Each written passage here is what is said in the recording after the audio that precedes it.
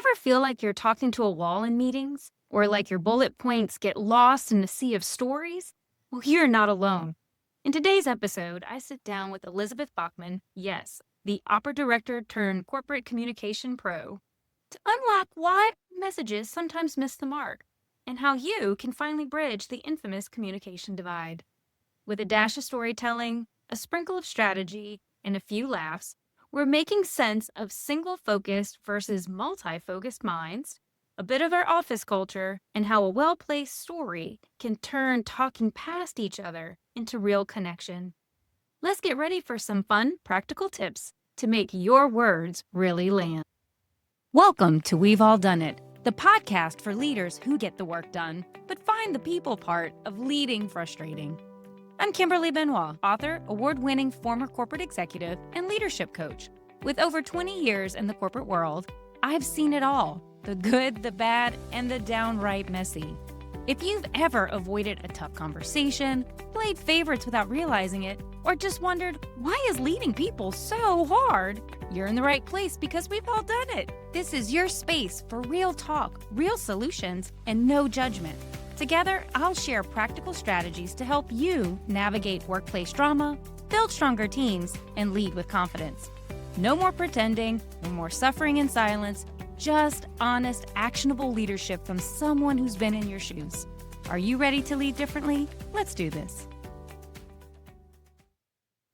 Hey, everybody, welcome back. I am so excited today. We have Elizabeth Bachman coming to talk to us and help us figure out how to navigate communication struggles, right? So we all have the person that you can talk to them and you swear like you're talking to a wall or there's just something that's not working right.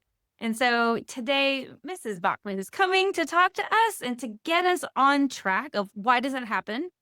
And then what do we do about it? How do we overcome this great divide? So, Elizabeth, how are you doing today?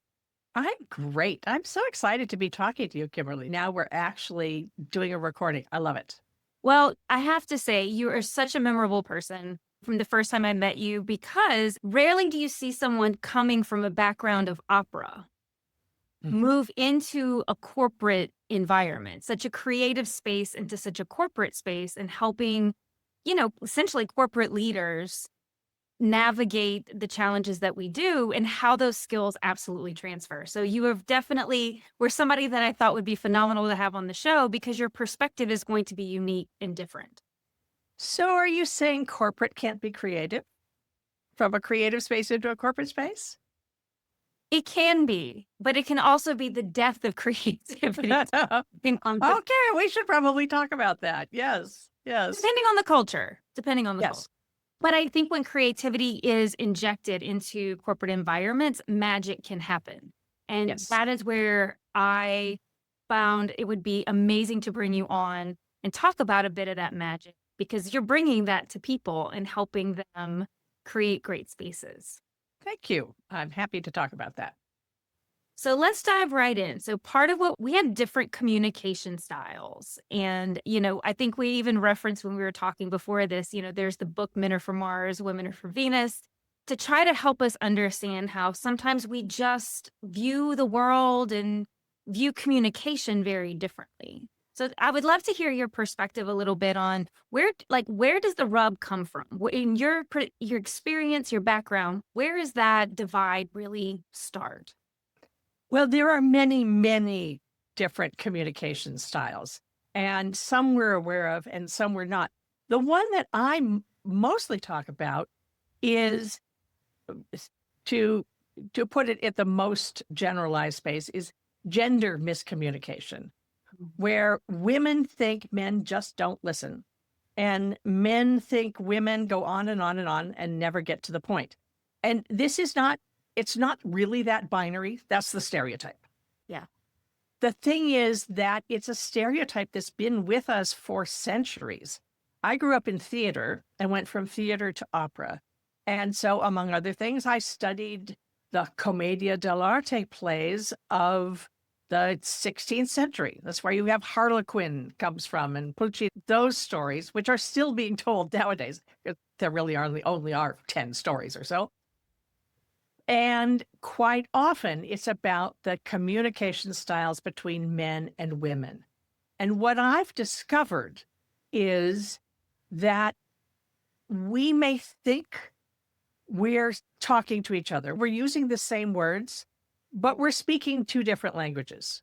Mm. And it's not that binary. It's not just men and women. That's for convenience's sake. I will mention men's language, women's language. There's actually a whole spectrum. And the other thing that's interesting is that it has broken down in the last 40 years or so when women have started taking an equal place in the workspace. I have to say that I learned this from a relationship coach who was a speaking client of mine. She developed this whole thing to help marriages and heterosexual marriages. I said, this applies in the workplace too. And she said, I don't do this. I don't deal with the workplace. You go for it. So I do have to say that it comes from gender studies in relationships. Rather than calling it men's language and women's language, I like to think of it as single focused thinking and multi-focused thinking. And again, it's not, nobody's all one all the time. So it's still speaking in generalities. Your experience may be different, but it's a good way of thinking about why we have this stereotype that women think men just don't listen to them and they're really annoyed. Or men think women go on, never get to the point. They get annoyed. And the important part is it breeds an undercurrent of resentment that we live with. We take it for granted because we're so used to it. But when resentment builds up, it's easy then to punish the person you're annoyed at, the person you're resenting. And that's where we get in trouble. And that's everything from dismissing the woman who talks too much, not taking her seriously, or women saying it's all men's fault. You know, this is just, it's all mansplaining. It's just, men is toxic masculinity, and also when the resentment builds up, because it's true that women are often not heard in the workplace. Again, this is a stereotype. There are a lot of places where they are heard, but women, it is a cultural habit and it's a speaking habit. And I find if I think of it as a translation issue or a habit issue, then nobody's at fault. Nobody's being obnoxious or difficult or stupid on purpose. It is a cultural habit that comes from centuries of socialization. So my theory is that if you think of the single-focused people who are traditionally men, historically men, but not always, a lot of women, especially nowadays, are very single-focused, especially at work. You have to be single-focused because Western business is built on single-focused principles. So you have to be single-focused to rise in an organization. And on the other hand, you have the multi-focused thinkers who are traditionally women, historically women, but not always. And that's where the good thing about that is that the advantage to the multi-focused thinkers is they're the ones who can keep 5 plates spinning at once, and they see all the side issues. They tend to be more empathetic, not because they're trained to be, but that's the way you are. You see the world in a web of relationships. If you pay attention to relationships, the disadvantage of the single-focused thinkers is they do one thing at a time. They focus on that. And if they're focused, God help you if you try to interrupt. They're not going to hear you because they're focused, which is great because that's how you get things done. But the downside is tunnel vision. And the multi-focused people are the ones who see the side issues that could derail a project that the single-focused people haven't noticed because they're single-focused. And so the multi-focused people could see things like, this really happened to a client of mine. to say, rather than build this fancy new app and spend all this hours and hours and thousands of dollars, our competitors already have one out on the market. And it doesn't have all the nice bells and whistles that your app does, but it works. Why are we reinventing the wheel? And the single focus people, also ego gets in the way. There was a vice president who had this idea, who loved the idea, wanted to see his baby with all the fancy bells and whistles done. So actually, she got fired from the project. She kept her job, but she was removed from the project because the VP didn't want to hear it. And they spent thousands and thousands of dollars and hundreds of hours to create a fancy upgrade. And nobody wanted it because the competitor's version was okay. It worked. It's good enough. Yeah. And people were used to it. And, frankly, people say, oh, here's this cool new thing. And I think, oh man, do I have to learn another program? Why do I have to learn another one? The one I have is okay. I know how to deal with it. I understand that one's the effort of having to learn something new. The downside to the relational thinkers is if you see the world in a web of relationships, when somebody pushes back, there's a tendency to think that it's a personal attack. If you remember the movie Who's Got Mail, and Tom Hanks says to Meg Ryan, well, it's not personal, it's just business. And he's falling in love with her, and his company has destroyed her business. So it was incredibly personal for her. And the way they wrote it, she lost the fight, but they made it okay. But I could understand her saying, I don't want to let go of my wonderful business, which is actually losing money. It is a fundamental divide, particularly between masculine energy and feminine energy. Both are right. That's the thing. It's nobody's fault. It's just, I like to think of it as, well, imagine it's a translation problem. It's as if men spoke Spanish, women spoke Italian. And if you're going to speak Italian to a Spaniard, you're going to know that it's a different language. The languages are very similar. So you could say that you'll understand more or less what the other person's going to say, but you'll know that it's a different language. So you'll make an effort to translate. And so I think of it as a translation problem. So there's a lot in there to. Yep. No. So a couple of things. One of the things that I thought was really interesting about this idea of when you talk about task-oriented and multi-focused, and the multi-focus being more relational. And so when you just talked about the Meg Ryan example about how multi-focused, when they get criticisms, it can feel very personal. And I thought that made so much more sense because they view the world more in connection and more relation. So it's not about a bullet point list and this is, it's in this nice little box. Their world is a web. And if you start chipping away at pieces of the web, it's going to feel very destabilizing. I would imagine. I laugh a little bit when we first were talking about this because, in my prior corporate life, I did a lot of program and project management. And it was all about relationships. And it was all about seeing the world in a micro and macro environment and understanding how people had to work together to accomplish a goal and how each of those little components tended to be very task oriented. They had their lane that they were in. They were not really interested in anyone else's lane.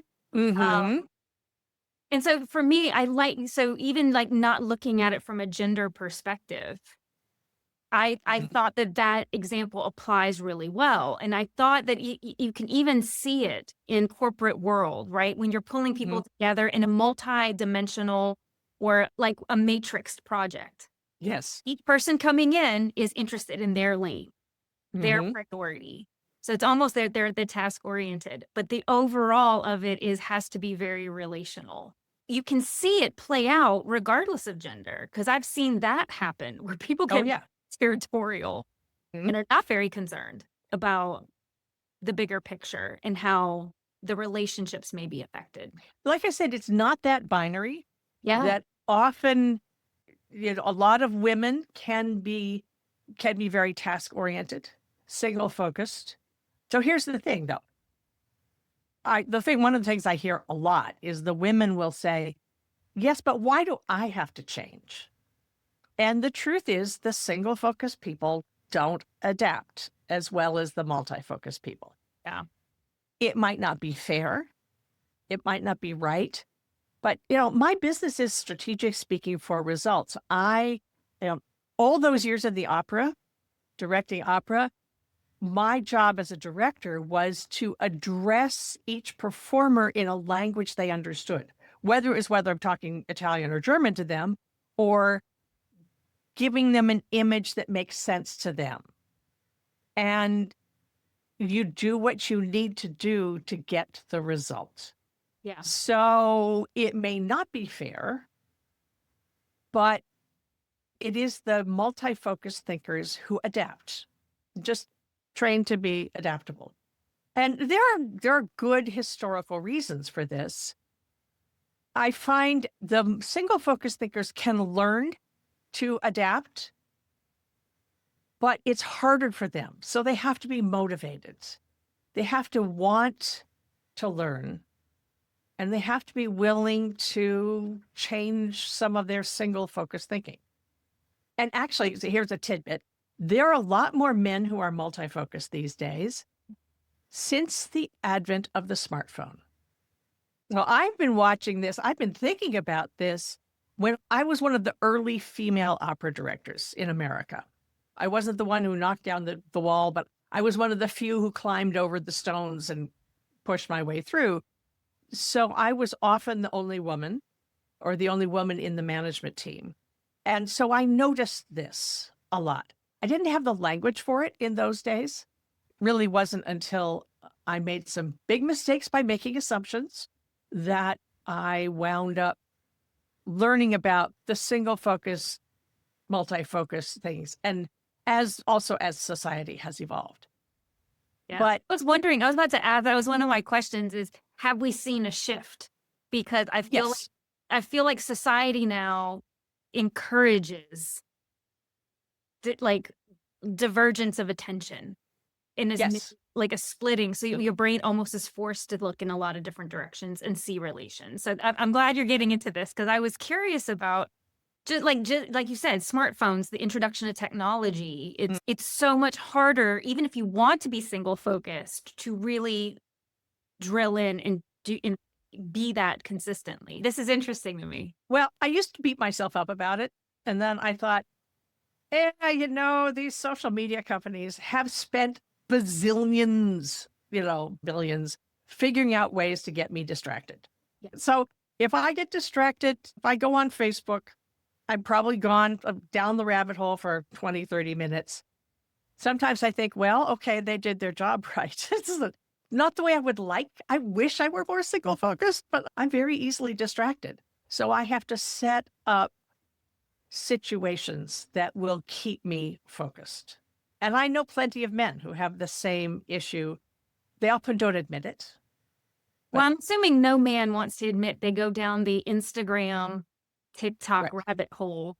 So, whereas that's because that's again when you get into stereotypes of who's doing what and how they're spending their time and their attention. But I mean, even if it's not on social media, I just feel like there is such a draw.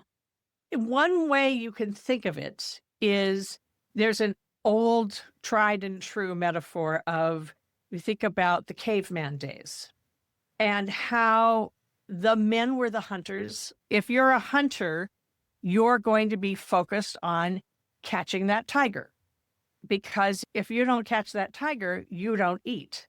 You don't share information, because if some other tribe finds out where the tiger's nest is, they're going to eat and you're not.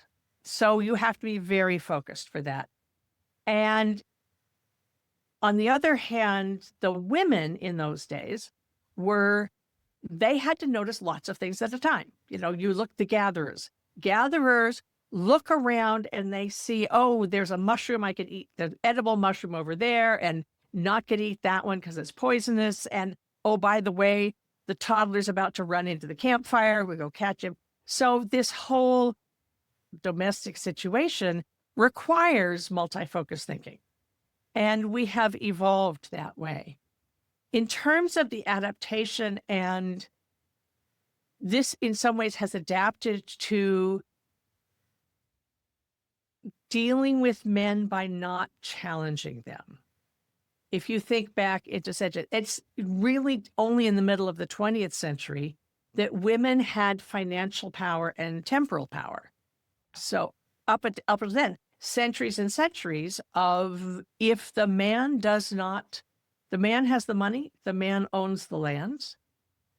And if you get thrown out of, if say you're in a feudal situation, if the count decides to banish you, you're going to starve because you can't just go to the next city and get a job. It all comes from that. So then we have centuries of adaptation, and where there's a great quote by Meryl Streep who said, women learn to speak men, but men don't learn to speak women. Because they didn't have to until the last 40 years or so. Yeah. And part of the disruption that we're dealing with now is because this is changing. Since the 70s, women have had to work to maintain a middle-class lifestyle. Now you're at the point where women must work most of the time. And this whole system is breaking down. But we have centuries of socialization behind us. And the big thing that I look at are, what are the assumptions? What are the things that we don't notice we are assuming? And if we can recognize it, then you can do something about it. Well, and that's the interesting part, right? The reality is we all don't communicate in the same way, regardless of what industry you're in. And what I love about this is it doesn't even matter. This isn't just a workplace issue. This is a whole life issue. You're going to run into people who process information differently than you do. You still have to figure out how to navigate successfully in this world. So in your experience, what are some solutions or some approaches that have worked in bridging this gap? Let's assume the gap is there. Because there's a rub. That's the first step. You know that you're not even talking the same language. What are some things you would encourage people to try or do to bridge that? I spent a lot of time working with women because it's women who recognize the issue. Men often don't recognize the issue unless they have a woman around them who tells them. So most of what I do is helping women adapt. But you have single-focus women and multi-focus women. The key is you need both to have a good team. And statistics have shown us over and over that the more you have a diverse team, leadership team, the better the company functions. Right. If you have someone on your team who goes on and on and on and never gets to the point, one of the things you can do is stop them. If you know that you're single-focused, is pause them and say, I really want to hear what you have to say, but I don't have time. Can we make an appointment? And then you can tell me the whole backstory. And let's meet tomorrow at 4, and you can give me the whole backstory. And then I can give you my full focus. Because the good thing is, if you make an appointment with a single focus person, you get their full focus, which is great. And you can also do this with the people who come up to you at like 5 minutes to 5 and you're heading out the door. I had a client who her team was annoyed because she couldn't talk to them as she was getting out there, but she had her mother was in hospice.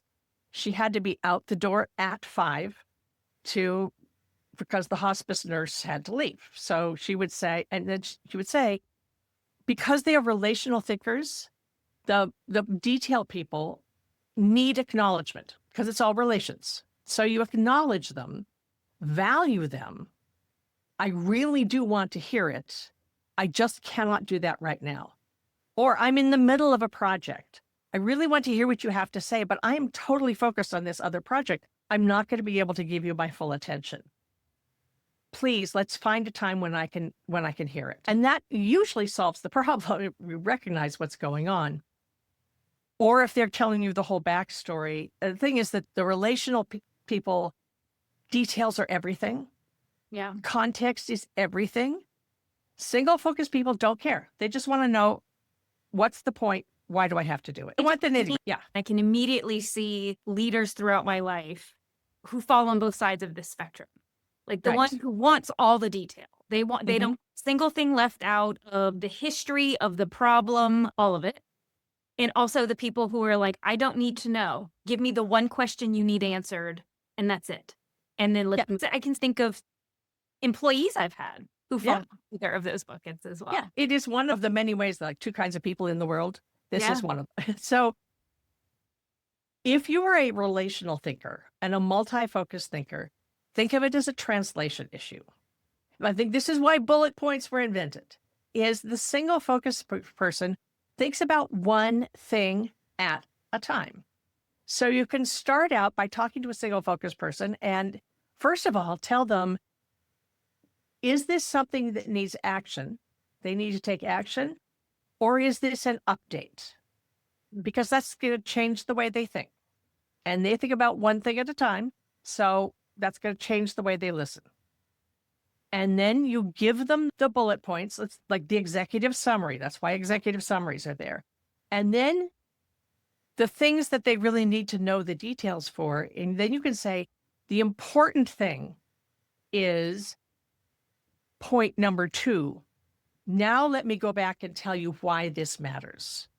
The reason why the client is pissed off is because they have history, because there's a side issue that you don't know about where they've already been burned by somebody who treated them badly. And so they're expecting this to be a bad deal. So part of what we need to do is tell them in advance, we're going to take good care of you because there's this unspoken thing. The single focus person isn't going to know that. So part of your job as the team member is to give them, here's the part that really matters. And then hopefully you have a written agenda. Hopefully you've written it down. Then they could go back and they can read the important parts. Oh, my little PM heart just did cartwheels when you said every meeting should have an agenda. Because whether you're on either end of this spectrum, can we just say that is best practice? Have an agenda so you actually know what you're talking about. That's your first step in my mind. So do it, please. If you're task-oriented or multi-oriented, you at least know what you're coming to talk about. And then you're setting yourself up a little bit for better success. My other thought I was just thinking is I was like, my God, PowerPoint and the amount of bullets and the amount of PowerPoint presentations I've sat through that are bullets. And but there's a reason for it. Yeah, there's a reason for it. Absolute reason for it. And it's because you get to the point quicker, theoretically. Tangents, yes. Theoretically, you are staying focused. You're staying on task. One of the things that occurred to me while you were talking was, especially when I worked with a lot of C-suites, they're so pressured for time. Yes. So even if they want the detail, there's not always the space for detail. Like I can remember, like leaders are frequently walking into the meeting late. They're leaving early because they're catching a meeting between the next meeting. We are death by calendar in the United States, particularly. Death by meetings, you bet. And so that was part of what I was thinking about too, is that even if, some of it, we were talking about multi-focus and how some of society may be pulling us in that direction. But I also think that there is something particularly in corporate culture that almost dictates if you are a multifocal thinker, it's very hard to get it down to the nitty gritty, but you're going to have to, because if you need someone's time and attention to move something forward, depending on what your objective is, you have to learn how to drill it down to what is most key in order to get what you need out of whatever this dialogue, this interaction is for. And it's nobody's fault. Yeah. That's the thing. They're not ignoring you. they're not listening because they're focused on something else. Yeah. So make the appointment and then be concise and then be compelling. So a huge part of what I do is helping people tell concise and compelling stories. Because here's the other piece of it. The other piece of it is one of the ways of getting information to somebody that they can retain is storytelling, not the long drawn out story, but the 60 to 90-second example of something. Because human beings retain stories more than we retain facts. We grow up learning about the world from stories that our parents tell us. And any ad you see on TV is a story. And it's a 30-second story or a 60-second story. It's the way the brain processes things. So if you think of stories as one story to illustrate a point, you still have to give the information. And I talk with scientists a lot and medical professionals, and a lot of times with people in the pharma industry. I have a lot of clients there. And the scientists will say, oh, well, all I care about is the data. Or, I have to show that I've got especially if you're a woman in science, you have to show that you know the data. So I always think of it as saying two things. You're going to give the technical information with the right phrases so people know you know what you're talking about. And then you could think of it like. So for instance, I could go on and on into all the sociological and historical reasons why men speak one language and women speak another. But if you think of it as if men speak Spanish, women speak Italian, then it's a translation issue. It's not that anybody's wrong, not that anyone's doing it on purpose. I mean, yes, sometimes they are really out to get you, but that happens too. I mean, we'd like assuming good intent, right? Assuming good intent, yeah. Good intent. Yeah. I do think a lot of times, and I wonder to some degree how much stress does play a factor in the misses, in the communication missteps, in the communication misfires. How often, because I think about right now, I feel like economically there's a lot of pressure on a lot of people. Every industry is feeling a pretty intense squeeze. So when you think about pressure just waiting on people, how that affects our ability to communicate effectively and to also be generous to the person who's on the other side of us and maintain that good intent assumption. So the thing about stress is when you're stressed, the tendency is to go back to what's familiar. Go back to the way you're used to communicating. You get a group of women together, they're going to talk one way. A group of men together are going to talk a different way. It's totally different. If you've ever been around, notice it. Just notice the difference, that there are different styles. Where it matters is in the workplace, in career. Who are you talking to? I always believe, because I come from 30 years in theater, actually a lifetime in theater, but 30 years professionally in theater, you want to give the audience something what they want to hear. They want to give them something. You could challenge them, but you got to speak a language they understand. If I work in Europe a lot, I'm going to be using metaphors that make sense to my colleagues in Germany or Austria, rather than metaphors that make sense to Americans. And I said earlier, going down the rabbit hole with Facebook. I had a client in Sweden, and she finally said, "What does that mean? Going down the rabbit hole?" And I said, "Alice in Wonderland." And she said, isn't there a cartoon about that? So she'd never read Alice in Wonderland. She didn't know Alice. She grew up on Pippi Longstocking. Well, so did I. Yeah. But yeah. I did too, but she'd never read the story, so she didn't understand where the phrase came from. Well, And so in that's another, coaching, yeah, there's something we talk about is always like that I think is pertinent and pertains to this is it's the idea that you always meet your client where they are. Now, exactly. and that totally carries to what you're talking about when we're getting into Absolutely. communication. It's Mhm. about what needs to be said in order for the person on the other side of me to best understand the message I'm trying to convey. Exactly. It's Doesn't not make about you, being what doesn't make you less authentic, correct. it means speaking to them in a language they'll understand. Correct. And then storytelling is the easiest way to start thinking about this. I do a regular class in strategic storytelling. It's actually called How to Get Recognized, Promoted, or Hired Without Bragging. Strategic storytelling for women leaders, because women are the ones who really need to learn this.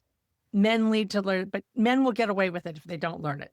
Women, if you won't learn it, you wind up leaving the company. One of the things we talk about is who are you talking to? Question number one, put yourself in the shoes of your listeners. What do they care about? Not necessarily what's important to you, but what do they matter? For instance, a story. I had a wonderful client named Janet, and she was an IT expert in many companies in Silicon Valley. And the company she was in, she'd been with them for quite some time, and they were taking her for granted.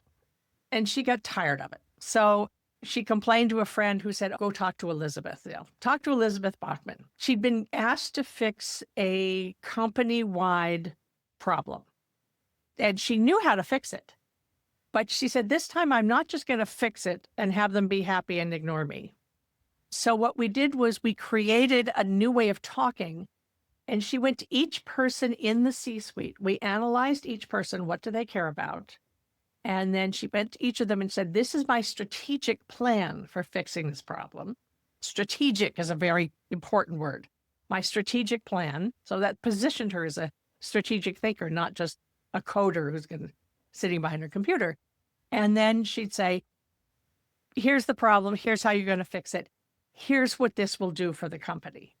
But the benefit, what this will do for the company, was a different result for each person she talked to, because she picked something that they cared about. For a couple of them who were people who'd been with this company for 30 years and didn't want to have to deal with any of this highfalutin computer stuff she was talking about, she also would say, in order to fix this, I'm going to need to work with the engineers. You know them so much better than I do. Will you help me? So the intention in each conversation was to enroll each person into the idea of being her ally. Mhm. And so she did this round, and at the next executive committee meeting, they were so excited. They created a vice president position for her. So she solved the problem. She got the promotion. She got the title. She got the raise, because she had tailored it to Yeah. each person. You can't always do that, right? Okay, so that she had just an easy $50,000 more a year. That was nice. She was quite happy to have that extra 50,000, and the recognition. Mostly it was the recognition. And she had been stuck at the same level for 13 years, just solving problems for the company. You And get pigeonholed. Like yeah, when you're with the company for a long period of time, people start to create ideas about who you are and yeah. what they think you are capable of. Mm-hmm. So one, I think that's an amazing story to be able to make that leap. But I also think what I love about that story is it really illuminates the power of strategic communication, Yes. tailoring your message. And Mm-hmm. I often think back, again, even in my own life, when you think about how, God, that can be so exhausting, how many different messages and how I might have to communicate this in different ways. But flip it around and say, if someone were coming to you and asking you for something, and that message was made, like you knew that they were coming with your focus in mind, with your concerns in mind, your needs, wants, etc. in mind, you're going to be way more receptive to helping Yeah.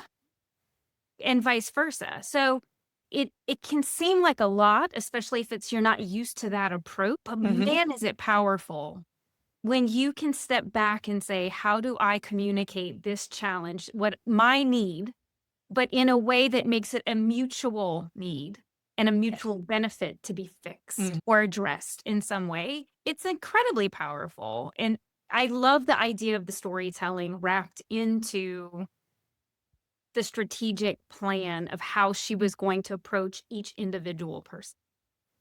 The other thing is, I think of storytelling like raisins in a muffin.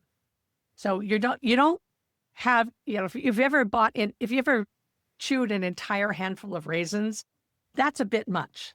So you don't want it to be all stories. You want to be stories will illustrate that. Yeah. But that's what sticks in the mind. And just another one, for instance, I had a client named Mary who had to do a presentation. She was presenting to a group, and she was promoting her product. She was actually a trainer, and she was promoting her product at a conference. And Mary got terrible stage fright. So she would get out there, and when she started to talk, her voice got very monotone, and her Oh. shoulders would come up around her ears. So we didn't worry about her words because her words were really good. We worked on her how to communicate, to get out of her, to think about what the others needed. Mm. And she went to the conference. I wasn't able to be there. So she texted me afterwards and she said, I was so nervous because I only had 3 minutes and I wasn't allowed to actually say what I was selling. But I did what you told me. I used the techniques that you taught me. And my friends later said they'd never seen me so grounded and so interesting. And afterwards, people came up to me, 8 people came up to me and bought my $1,000 product. So $8,000 in 3 minutes. Yes. Well, I mean, it is, and it can be that powerful. Mhm. If you're mindful of your message, you're mindful of who you're speaking to.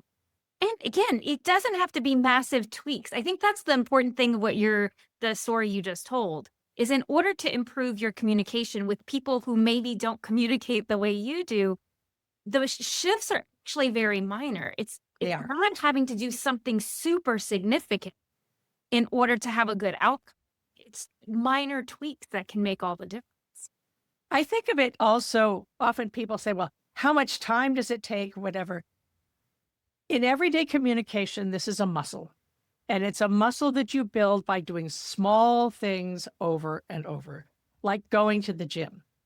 Now, if you're going to do a keynote speech at a conference for 10,000 people, for instance, or even for 500 people, that's when you want to hire a presentation skills trainer like me to craft something that's going to be really good.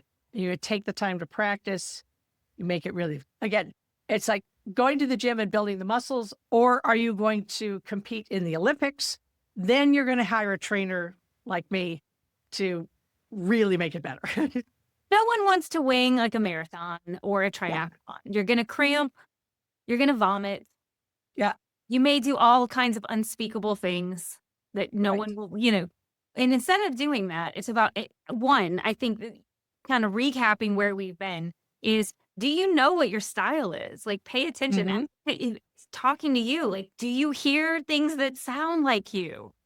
And as you start to think about your communication and the people that maybe you are constantly on some kind of rub with, are they on the other end of the spectrum? How do you do small things? Again, I love what Hmm. you're saying. There's no right or wrong in this, but it really is around, do you know yourself? Do they know you know the person on the other side of you? And then how do you help tweak things a little bit to make sure you're both getting what you need from the Yes. interaction you're about to have? And I would add one more thing because I started as an actor when I was 5 and then worked my way up to directing actors and then directing opera singers. How you speak is also very important. I break it down into strategy, script, and style. So, strategy is who are you talking to? What do they care about?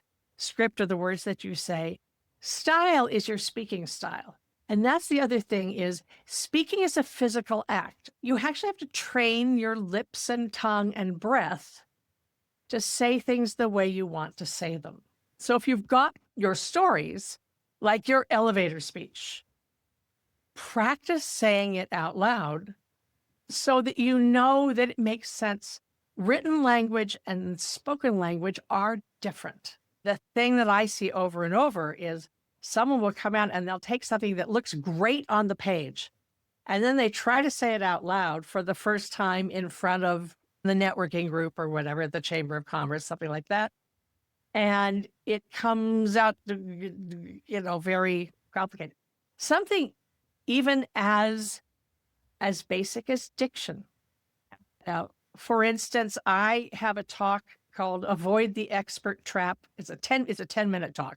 But 3 5-minute hacks to get your audiences more interested. And when I said the word hacks, HACKS, people didn't understand because the H is a soft consonant. The H is actually kind of an honorary vowel. I learned this teaching diction to opera singers. I had to change it to fixes. 3 5-minute fixes.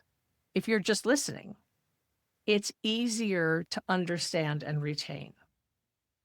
Now, But the alliteration helps too. If you have to do something with slides, PowerPoint, or whatever, and you have no time, this is assuming that you're in an office. When you need to do the PowerPoint for your keynote speech, hire someone like me, take the time, practice it. But most of the time, we're in a meeting, we're still revising the slides 5 minutes before the meeting starts. So here are 3 things you can do to make it more interesting for people to retain the information. The graphic designer that I work with, the artist who makes my slides look beautiful, sort of plugs her ears and runs screaming the other direction. But these are the 3 very quick and dirty ways of just making it more interesting when you only have 5 minutes.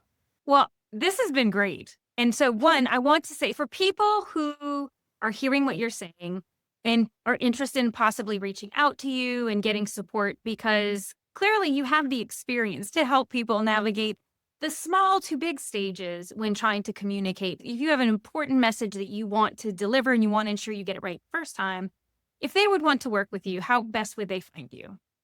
The best way is to find me on LinkedIn. So Elizabeth Bachman, LinkedIn.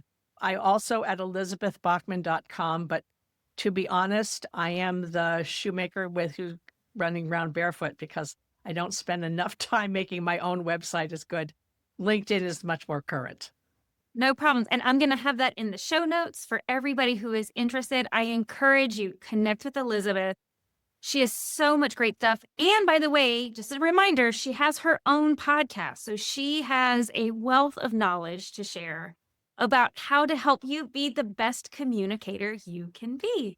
So thank you so much, Elizabeth. I'm so happy you came. This was just such a fun conversation. Oh, thank you. Thank you, Kimberly. This was great. Thanks. Okay. Great. Until next time. I've got 2 things before I let you go.